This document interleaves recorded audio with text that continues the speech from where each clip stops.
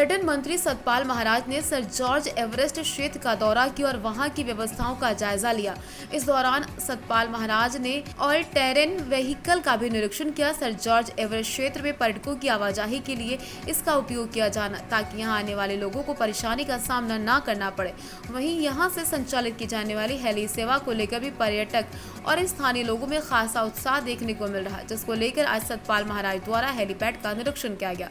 पत्रकारों से बातचीत करते हुए सतपाल महाराज ने कहा, भारत का पहला कार्डियोग्राफी म्यूजियम यहाँ खोला गया, जिसमें किस प्रकार से राधानाथ श्रीधर द्वारा जॉर्ज एवरेस्ट को नापा गया, इसकी जानकारी आम लोगों को मिल पाएगी।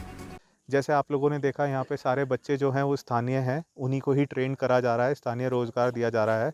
नॉर्मली जो टेंडर कंडीशंस होती हैं उसमें 40-50% होता है, हमारे पास 70% से ज़्यादा लोकल एम्प्लॉई है। और अभी भी हमारी यही है, काफ़ी बच्चों की ट्रेनिंग चल भी रही है कि लोकल्स को हम इतना प्रमोट करें और उनको इतना ट्रेंड कर दें इन जगहों के लिए कि उनको अपना धरोहर समझ के वो अपनी तरीके से इसको संभालें। और यही हमारा है इसमें। और लोकल इकोनॉमी इससे इतनी रिवॉल्व हो जाएगी, जब इस लेवल का टूरिस्ट आएगा लंदन, यूरोप में और अमेरिका में इसकी प्रमोशन होगा। अभी भी आप देखिए, इसकी ब्रांडिंग इतनी हाई क्वालिटी की हो रखी है। तो वहाँ से जब लोग आएंगे तो आपका लोकल जो आपका नीचे कोई मैगी वाला भी है, कोई चाय वाला भी है, उसका भी बहुत ज़्यादा अप्रिसिएशन हो जाएगा जगह का, उसका भी बढ़ेगा। आप सोचिए, छोटी सी जगह पे जब टूरिज़्म बढ़ता है, टूरिज़्म एक ऐसी इंडस्ट्री है जो आखिरी व्यक्ति तक को, उस एरिया को लाभ पहुंचाती है। तो इससे सबका ही हेली सेवा कब तक शुरू होगी यहाँ पे? हेली सेवा कल भी उसका ट्रायल हुआ था, परसों भी। अभी यहाँ पे बादल खूब ज़्यादा बन जा रहे हैं और उसके बाद टेक ऑफ वापस नहीं हो पा रहा है। तो मुझे उम्मीद है 15-16 तारीख तक और क्लियर हो जाएगा। थोड़ा थोड़ा हिमालय दिखना शुरू हुआ है और फ्लाइंग शुरू हो जाएगी इसकी। हमारा तो बल्कि कैंसलेशन हो रही है, बुकिंग्स की बहुत दिक्कत हो रही है। अच्छा मैसेज नहीं जाता, क्योंकि जो लोग इतनी दूर से आ रहे हैं, कोई बंगाल से आ रहा है, कोई गुजरात से हिमालय दर्शन करने, तो वो हेली सेवा तुरंत स्टार्ट करना चाह रहे हैं। जब से जॉर्ज एवरेस्ट नए स्वरूप में आया तो उससे उतना कितना असर पड़ा है टूरिज्म में यहाँ पे पहले से अब? टूरिज़्म में पहले देखिए, यहाँ पर बहुत ज़्यादा अलग तरह का क्राउड आ रहा था। यहाँ पर मैं बोलना नहीं चाहता, मगर हाँ, गुंडागर्दी भी हो रही थी, दारूबाजी भी हो रही थी और क्राइम भी हो रहा था।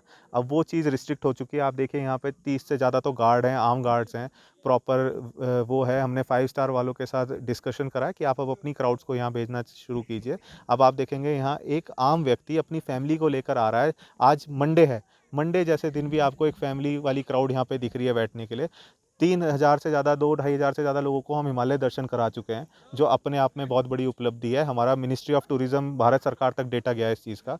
और हमें उम्मीद है कि इस साल में हम 5000 से ज़्यादा व्यक्तियों को हिमालय दर्शन कराएंगे और काफ़ी सारी चीज़ों को इसमें साथ में जोड़ेंगे। ठीक है, नई चीज़ें लग गई हैं और नए प्रोसेस हो रहा है। एरो स्पोर्ट्स के लेकर किस प्रकार की तैयारियां हैं, क्या कुछ कहेंगे इसको लेकर? हम ये देख रहे हैं कि यहाँ पर ये जो भवन बना है, ये भारत के अंदर पहला कार्टोग्राफिक म्यूज़ियम बना है। और यहाँ पर क्योंकि सर्वे जनरल का हेडक्वार्टर्स थे, तो उन्होंने क्या क्या देश के अंदर किया है, कैसे कैसे देश के अंदर माउंट एवरेस्ट की ऊंचाई को नापा है, ये सब देखने को मिल रहा है। तो लोगों का ज्ञानवर्धन हो रहा है। और राधानाथ श्रीधर जी को भी हमने सम्मान दिया है, उनके नाम पर हेलीपैड को डेडिकेट किया गया है। तो वही एक ऐसे व्यक्ति थे जिन्होंने पूरी एवरेस्ट के ऊंचाई को नापा। और मैं समझता हूँ कि इससे हमारे आने वाली पीढ़ी समझेगी कि भारत में क्या काम किया गया है। ब्रिटेन के बाद हिंदुस्तान दूसरा देश था जहाँ पर फिज़िकली जंजीरों को लेकर के इसको नापा गया। और आप कल्पना कीजिए कि कैप कमरन से लेकर के, चेन्नई से लेकर के और यहाँ तक जंजीरों से नापा गया। किस प्रकार का टेरेन था, जंगली जानवर, हाथी, बिच्छू, सांप, उन सब के बीच में से गुजरते हुए उन्होंने ये काम किया। तो आज निश्चित रूप में हमारे अंदर श्रद्धा पैदा होती है और उन व्यक्तियों के प्रति जिन्होंने इस काम को संपन्न किया।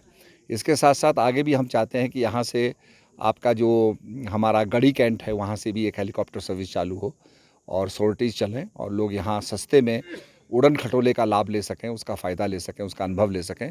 तो ऐसा हम चाहते हैं। और यहाँ से अब जो हिमालयन दर्शन की जो फ़्लाइट्स हैं, वो भी लोगों को लाभ पहुँचाएंगी। तो मैं समझता हूँ मसूरी इसका हब बन जाएगा। और आपने देखा होगा कि किस प्रकार से परिवार वाले यहाँ बैठ रहे हैं और सेफ़ फील कर रहे हैं। तो निश्चित रूप में ये स्थान जो है टूरिज़्म में एक मील का पत्थर साबित होगा। कहीं कहीं निश्चित रूप में इस समय हमारी देखिए चारधाम यात्रा जो है वो 46 लाख को क्रॉस कर चुकी है और हम सोच रहे हैं कि 60 लाख तक पहुंच जाएगी। तो सारे पिछले रिकॉर्ड तोड़ दिए हैं।